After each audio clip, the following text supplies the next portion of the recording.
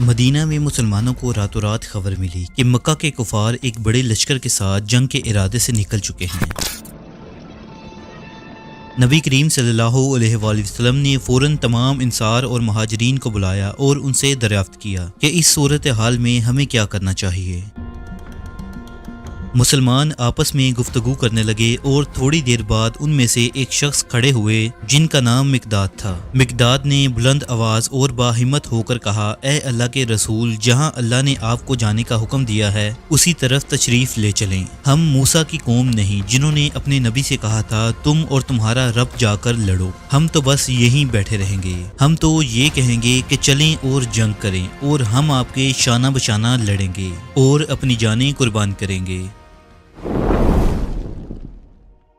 یہ 1 ہجری کا سال تھا۔ کفار مکہ کے ظلم و ستم سے تنگ آ کر حضور پاک صلی اللہ علیہ وآلہ وسلم اور آپ کے ساتھی یثرب یعنی مدینہ میں آباد ہو چکے تھے۔ مکہ کی نسبت مدینہ میں یہ لوگ بہت خوش تھے اور اپنے مشن میں خوب کامیاب ہو رہے تھے۔ مکہ کے کافروں کو یہ بات بہت تنگ کرتی تھی اور وہ حضور صلی اللہ علیہ وآلہ وسلم اور ان کے مشن کو ہمیشہ کے لیے ختم کرنے پر تلے تھے۔ انہوں نے ہجرت کے فوراً بعد مدینہ پر حملہ کرنے کی تیاریاں شروع کر دیں۔ قریش مکہ مدینہ کے مکار یہودیوں اور منافقوں سے بھی مشورہ کرنے لگے۔ کفار مکہ کے چھوٹے چھوٹے قافلے مدینے کے آس پاس کے علاقوں میں گشت کرتے اور لوٹ مار کر کے بھاگ جایا کرتے تھے۔ کئی بار چراگاہوں میں سے مسلمانوں کے مویشی بھی ہانک کر لے جایا کرتے تھے۔ مکہ سے شام کی طرف ایک تجارتی راستہ جاتا تھا۔ اس راستے سے عرب کے تمام قبیلے تجارتی سفر کے لیے شام جایا کرتے تھے، لیکن یہ راستہ مدینہ سے ہو کر گزرتا تھا۔ مکہ والے اس راستے سے گزرنے والے تمام قافلوں سے ٹیکس وصول کرتے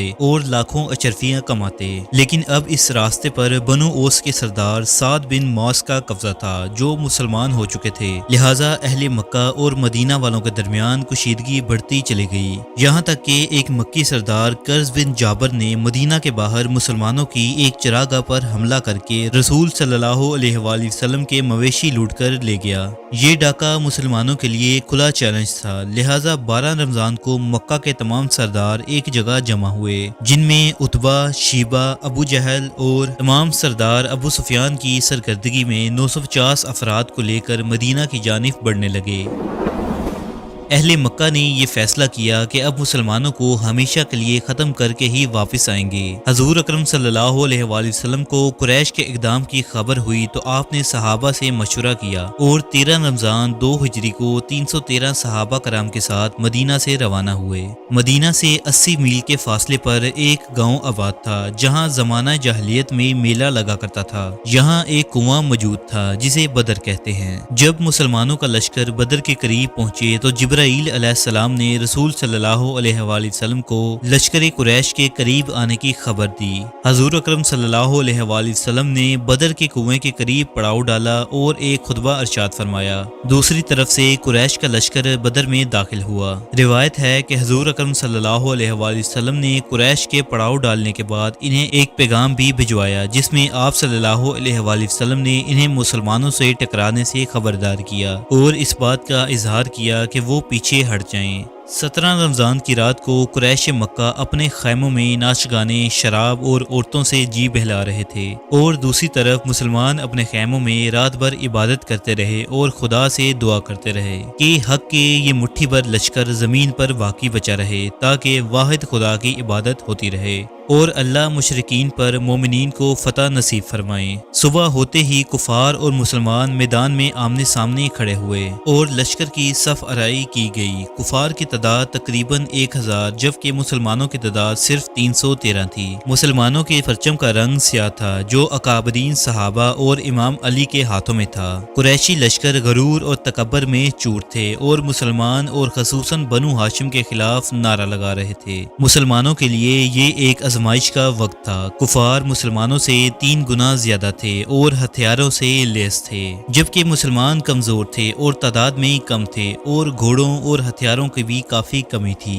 لڑنے کے لیے صرف ایک چیز یعنی ایمان تھا۔ عربوں کا جنگی طریقہ یہ تھا کہ جنگ سے پہلے لشکر کے نامور بہادر آپس میں 2 ہاتھ کرتے تاکہ سپاہیوں میں لڑائی کے جذبے کو ابھارا جا سکے۔ لہٰذا قریش مکہ کی طرف سے بنو امیہ سے عتبہ بن رویہ، اس کا بھائی شیبہ عتبہ اور بیٹا ولید سامنے آیا اور مسلمانوں کو دعوت مبازرت دی۔ 3 انصاری صحابی سامنے آئے، لیکن انہوں نے یہ کہہ کر مقابلے سے انکار کر دیا کہ یہ ہمارے ہم پلہ نہیں ہیں، ایسے بہادروں کو بھیجو جو اعلیٰ نسل اور قریش کے خاندان میں سے ہوں۔ اپنے بڑوں کو بھیجو۔ چنانچہ نبی کریم صلی اللہ علیہ وآلہ وسلم کے حکم سے حضرت حمزہ، عبیدہ اور امام علی مقابلے کے لیے نکلے۔ مقابلہ شروع ہوا اور چند لمحوں میں ہی حمزہ رضی اللہ تعالی عنہ نے شیوا کو جہنم واصل کر دیا۔ ولید امام علی کے ہاتھوں قتل ہو گیا اور حضرت عبید نے عتبہ پر بھرپور وار کیا، جس سے دونوں زخمی ہو کر گر پڑے۔ لہٰذا امام علی آگے بڑھے اور عتبہ پر وار کیا، جس سے اس کا کام بھی تمام ہو گیا۔ قریش کے بہادروں کا یہ انجام دیکھ کر کفار کے قدم ڈگمگانے لگے اور اسلامی لشکر میں جوش جہاد اور تکبیر کی آوازیں بلند ہونے لگیں۔